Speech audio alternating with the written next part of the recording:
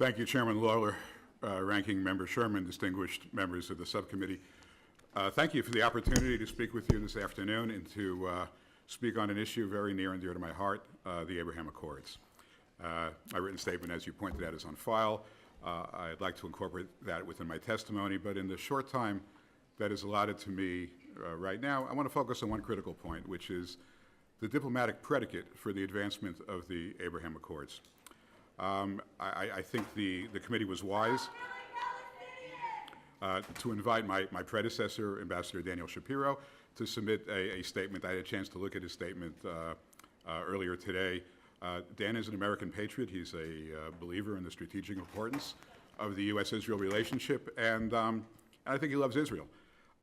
He's offered an opinion with which I fundamentally disagree. I think he just happens to be wrong, well-intentioned but wrong. And I have no interest in picking on him, but I think if I can just put the differences that we share on the record, it will put, I think, in high relief one of the critical issues with regard to advancing the Abraham Accords.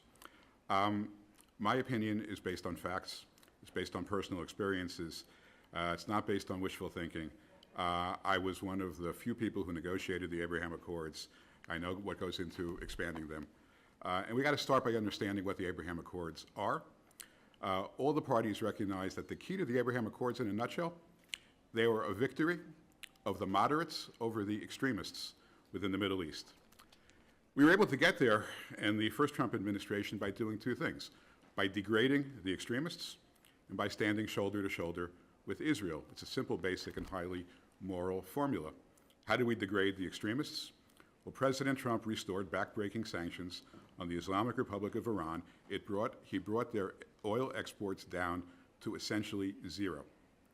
And he cut off all funding for UNRWA, which, as we all know today, but frankly, which was knowable for the last 2 decades. I certainly knew about it for the last 10 years. UNRWA provided financial, military, and propaganda support for Hamas terror. And how did we stand with Israel? Frankly, like never before. Among other things, moving our embassy to Jerusalem and recognizing Israeli sovereignty over the Golan Heights. Now, in response to that strategy, many people on the left said that we were recklessly moving the region to war. The facts are otherwise. We were moving the region to peace. By standing closely with Israel and standing strongly against Iran and Hamas, President Trump was pursuing a policy that was embraced, not challenged, but embraced by moderate Arab countries.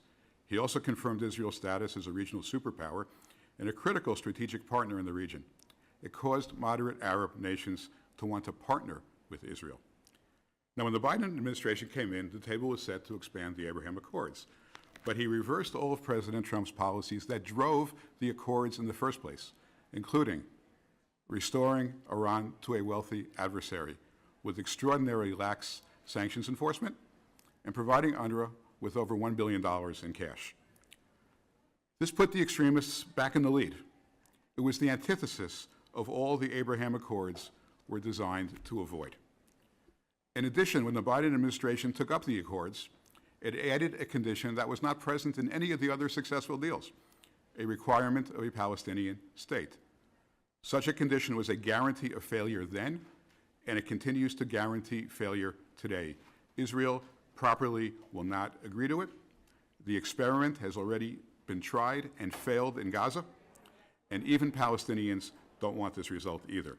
Frankly, the United States should have no role in putting its imprimatur on a corrupt Palestinian state which will have no recognition of human rights, and it undoubtedly will fail, but not before wreaking havoc in the region and bringing Israel existential risk. Ambassador Shapiro says in his testimony that America's war against Iran is, quote, a strategic blunder on many counts. I don't think there's a single present or potential party to the Abraham Accords that agrees with that. And I hope that when the war ends successfully, victoriously for the United States, as we all hope, pray, and believe it will, the moderates will be back in the lead, and the Abraham Accords will have a bright future. Thank you, and I look forward to your questions. Thank you, Ambassador Friedman. I now recognize Mr. Fredman for an opening statement. Chairman Lawler, Ranking Member Sherman, honorable members of the subcommittee, thank you for inviting me to testify today. My message is simple.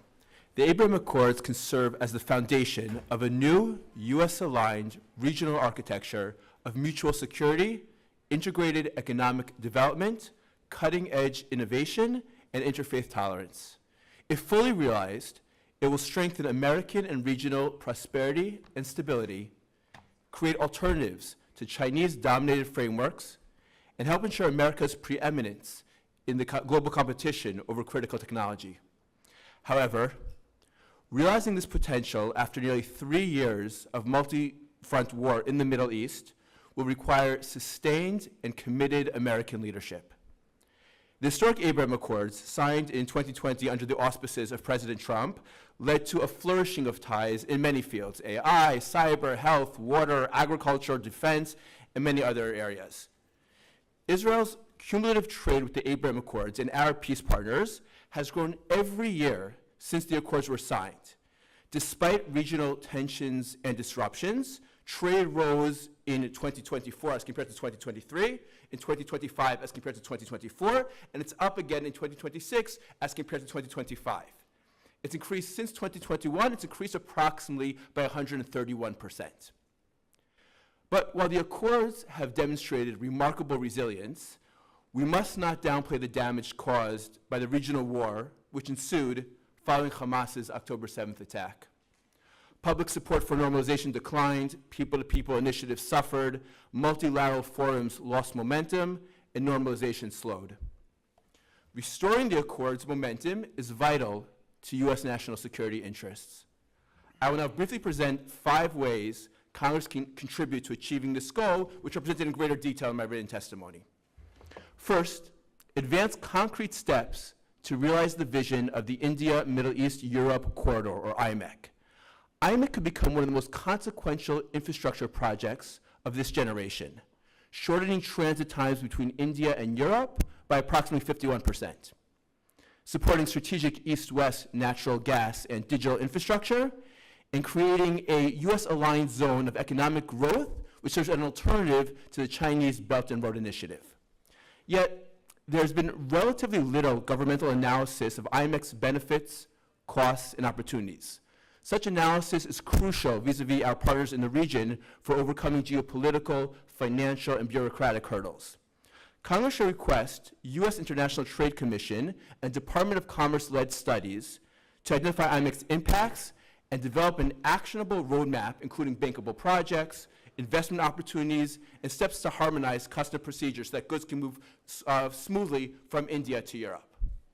The United States should also convene an IMEC Leaders Forum and establish a standing secretariat to enhance accountability. Second, Congress should help establish an Abraham Accords critical technology partnership. Technological leadership and alliances will increasingly shape the global balance of power. Legislation could build on the proposed U.S.-Israel AI Center Act introduced by then-Senator Marco Rubio in 2021 and expanded to include additional Abraham Accords partners and additional areas such as quantum, biotech, and space. Third, strengthen regional defense integration. The United States should establish an Abraham Accords comprehensive security integration and prosperity agreement modeled on the agreement signed between the United States and the Kingdom of Bahrain in September 2023. Fourth, we must strengthen the foundations of people-to-people peace.